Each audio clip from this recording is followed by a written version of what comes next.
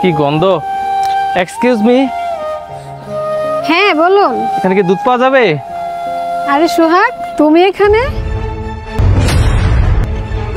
কি রে সোহাগ, এই গোয়ালিনী তো তোর চিনি, তুই কি আগে ওর সাথে গরুরে ঘাস খাওয়াইতি নাকি? আরে না না, তুই যেটা ভাবছিস সেটা না।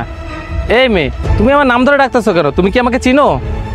আরে সোহাগ, তুমি আমাকে চিনতে পারছো না? আমরা দুজন একই ক্লাসে পড়তাম। আমার নাম আইরিন। আইরিন? আমরা দুজন একসাথে পড়তাম? ও, তুমি ক্লাসের টপার আইরিন? হ্যাঁ। তুমি তাও আবার এই অবস্থায়? রিয়াজ, তোকে আমি একটা মেয়ের কথা বলছিলাম না? হ্যাঁ। আমি যাকে প্রপোজ করেছিলাম ও আমাকে রিজেক্ট করেছে, এটাই সেই মেয়ে। আর জানিস ও আমাকে কেন রিজেক্ট করেছিল? ও আমাকে বলেছিল এইসব প্রেম ভালোবাসার চক্করে পড়তে চায় না। আমাকে বলেছিল ও অনেক পড়াশোনা করবে, পড়াশোনা করে নাকি ও অনেক বড় হবে। আর দেখ এখন ওর কি অবস্থা। ও আচ্ছা, তাহলে তুমি এইসবের জন্য আমাকে রিজেক্ট করেছিলে? আর দেখ রিয়াজ, ও মনে হয় বিয়েও করে নিয়েছে, মনে হয় কোনো গাইয়ার প্রেমে পড়ে ফাইসে গেছে। আরে তুই আমার বন্ধুকে না বলেছিস?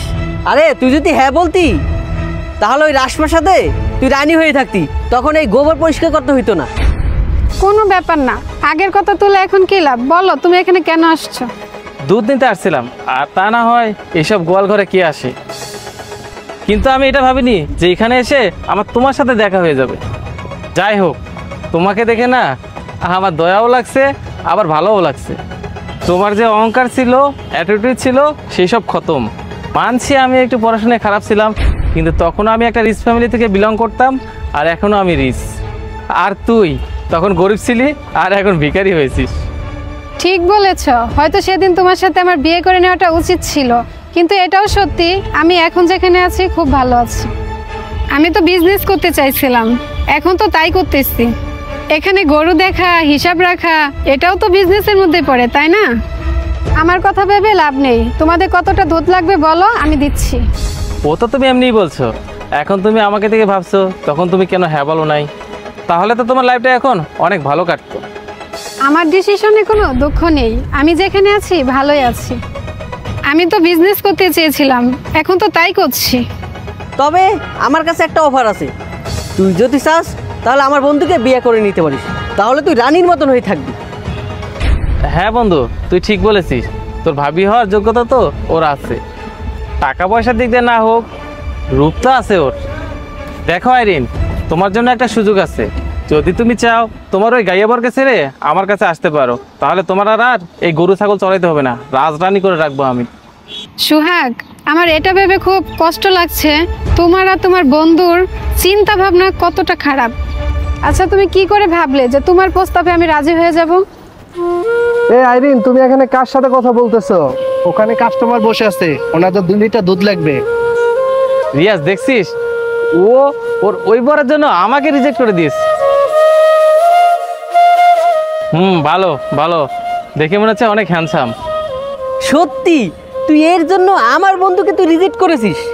তবে তোর একটা কাজ করা উচিত ছিল, বিয়ে করার আগে একটু হলেও যাচাই করে নেওয়া উচিত ছিল। আইরিন, আমাকে একটা কথা বলো তো, যদি তুমি একেই বিয়ে করবে তাহলে তুমি আমার প্রপোজালটা অ্যাকসেপ্ট করলে না কেন? তাহলে সমাজে তোমার একটা নাম থাকতো, আর বুক ফুলিয়ে চলতে পারতে। রাস্তাঘাটে রিক্সাতে চলতে হতো না, 4 চাকায় চলতে পারতে। আচ্ছা আইরিন, তুমি আমাকে আরেকটা কথা বলো তো, তুমি এর সাথে কিভাবে সংসার করো? আমার তো এখানে 2 মিনিট দাঁড়ায় থাকতেই অসহ্য লাগতেছে।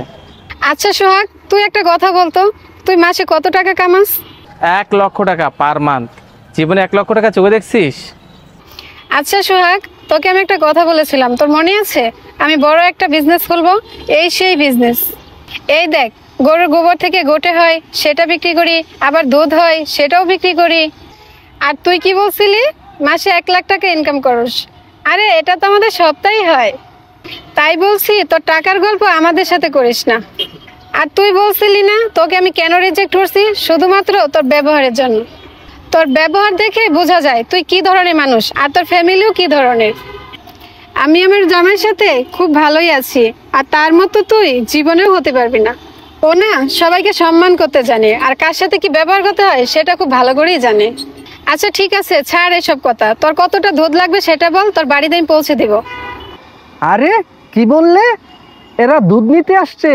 দিয়ে দাও, টাকা নিতে হবে না, এমনিতেই দিয়ে দাও। লাগবে না তোমাদের দুধ।